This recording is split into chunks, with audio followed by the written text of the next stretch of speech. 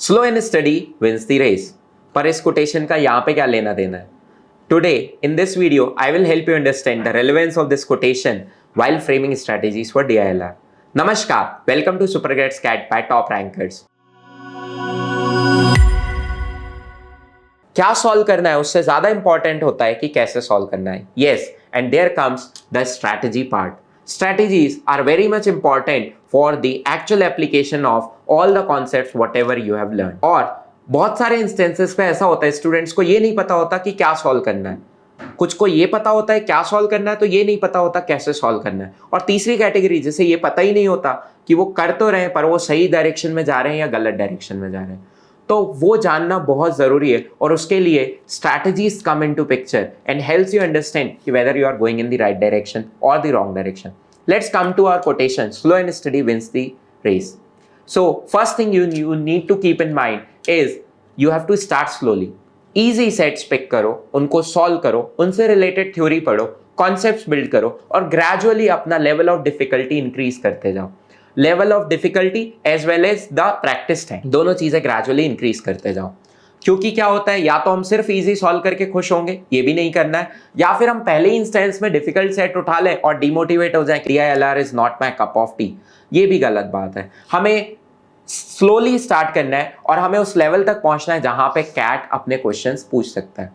And most important topic to start with is your puzzle based questions और distribution based questions और you can say selection based questions, क्योंकि ये सब हमें बहुत अच्छे से आना चाहिए। क्योंकि एक क्वेश्चन डेफिनेटली मैट्रिक्स बेस्ड आएगा जहां पे आपको चीजों को अरेंज करना होगा।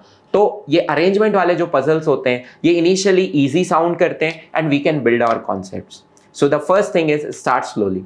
सेकेंड इंपॉर्टेंट थिंग, जब हम कोई भी टॉपिक उठाते हैं उससे रिलेटेड थ्योरी या उससे रिलेटेड अंडरस्टैंडिंग हम डेवलप करने के लिए कुछ नोट्स बनाते हैं और उसी अंडरस्टैंडिंग को लास्ट डे तक रखे रहते हैं। नहीं, क्योंकि DILR ऐसा टॉपिक है जिसमें आप जैसे ही सर्च सॉल्व करते हो आपको 4 नए क्लूज पता चलते हैं या 4 नए लूपहोल्स पता चलते हैं या 4 नई ऐसी चीजें पता चलती हैं जो कि नैरो एस्केप्स हैं या जो कि मिस्टेक्स हैं जो हो सकती हैं। उन सब को आके आपको वापस अपनी नोट्स वाली बुक में नोट करना है। जो बेसिक थ्योरी है that will help you solve the easy sets, but उस थ्योरी को अगर अपडेट नहीं करोगे तो डिफिकल्ट सेट तक पहुंचते पहुंचते वो एक बहुत बड़ा गैप क्रिएट हो जाएगा। तो second important thing is update your notes as you improve on the difficulty level. Update each and every point, whatever you feel is important to be noted there. What to do, what not to do, दोनों ही चीजें हमें note करनी है। Third important thing, let us say we are solving games and tournament, तो इसके हम basic concepts जैसे seeding हो गया, पूलिंग हो गया, उनको हम आउटडेटेड समझ के उससे रिलेटेड प्रैक्टिस नहीं करते या फिर सिर्फ वही प्रैक्टिस करते हैं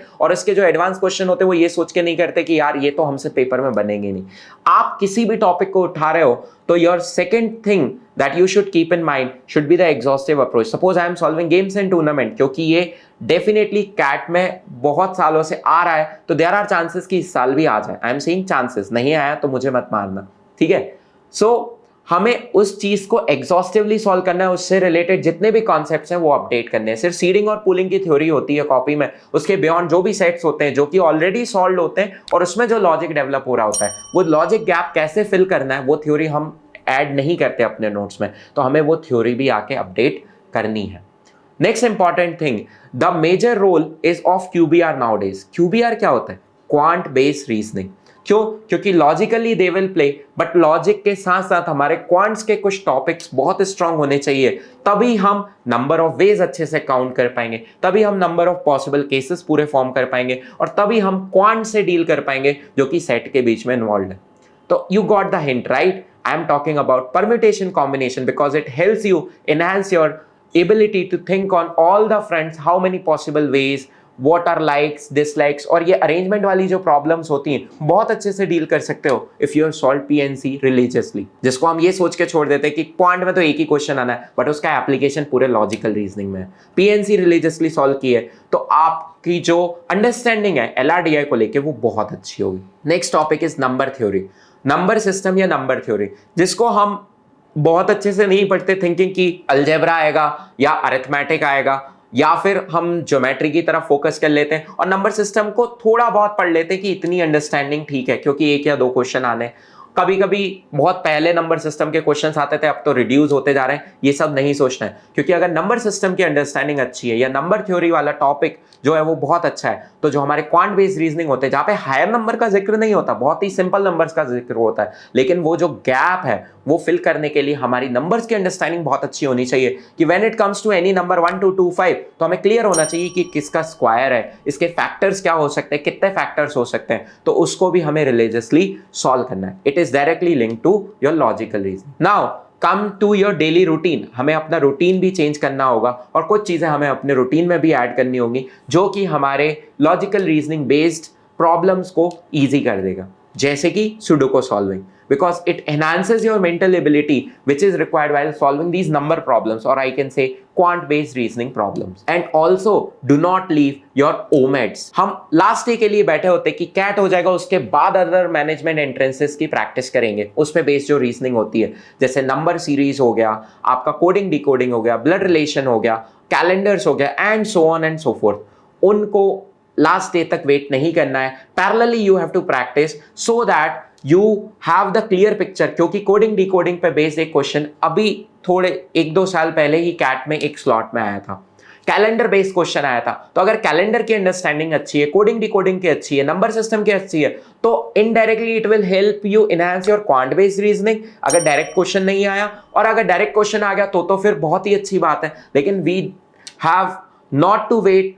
for the CAT to end कि भाई कैट ओवर होगा उसके बाद ही प्रैक्टिस करेंगे, तो ये भी हमें प्रैक्टिस करनी है। सो what we have to do, the first thing is start slowly, solve every possible puzzle whatever comes in your way, try to solve Sudoku as your daily routine, improve your notes with the level of difficulty on which you are improving, and most important aspect after all these things is appearing for PYQs with time frame। क्योंकि अभी तक जो मैंने solving की बात की है उसमें आप टाइम का ध्यान भले ही मत रखो, सिर्फ एक्यूरेसी का ध्यान रखो कि मेरे कॉन्सेप्ट बिल्ड हो रहे हैं, मुझे समझ में आ रहा है, मैं 3 बार में सेट सॉल्व कर पा रहा हूं या मैं बहुत ज्यादा टाइम ले रहा हूं, डजंट मैटर। लेकिन PYQ में जब बैठो तो keep the track of time. क्यों? क्योंकि उससे हमें पता चलता है what to solve, what not to solve, how to reject a set, how to select a set. वो स्ट्रैटेजी डेवलप करने के लिए आप जब PYQ का LRDI सेक्शन सॉल्व करते हो तो keep a proper time frame, और उस टाइम के साथ आपको सॉल्व करना है। और बाद में when you do the analysis solve the remaining sets. उसमें ये नहीं कि हमने 2 इजी सॉल्व कर लिए थे और हर बार मान लो मैंने 5 PYQ सॉल्व किए, हर बार मैं 2-2 सेट सॉल्व कर रहा हूं एंड दैट्स इट। उसके बाद एनालिसिस करना है और बचे हुए 2 सेट या बचे हुए 3 सेट भी हमें सॉल्व करने। So this is I think is the strategy which one should follow who is aspiring for CAT, and it should be consistent. It should not be like कि आज किया कल नहीं किया परसों नहीं किया। धीरे धीरे 1 घंटे सॉल्व करो, 1.5 घंटे सॉल्व करो, ग्रेजुअली टाइम को भी इंक्रीज करो। आज इजी पजल सॉल्व करो, ग्रेजुअली डिफिकल्टी को इंक्रीज करो, ग्रेजुअली नोट्स को इंप्रूव करो। तुम्हारे नोट्स ऐसे हो कि कोई अगर किसी भी टॉपिक का थ्योरी उठा के देखे तो बोले यार इसमें कोई भी लूप होल नहीं बचा, now I can solve each and every question of games and tournament. जब आप एग्जाम में जाओ तो आपको खुद को भी ये कॉन्फिडेंस हो, and when you pass on these things तो जो आपके नोट्स रीड करे उसको लगे कि भाई this is the real theory, this one should be aware of before solving any set. So with this, I would like to take your leave. All the very best, all those who are preparing, and leave a comment in the comment box so that we can answer your queries and also help you with more such videos. Keep liking, sharing and subscribing. Ciao.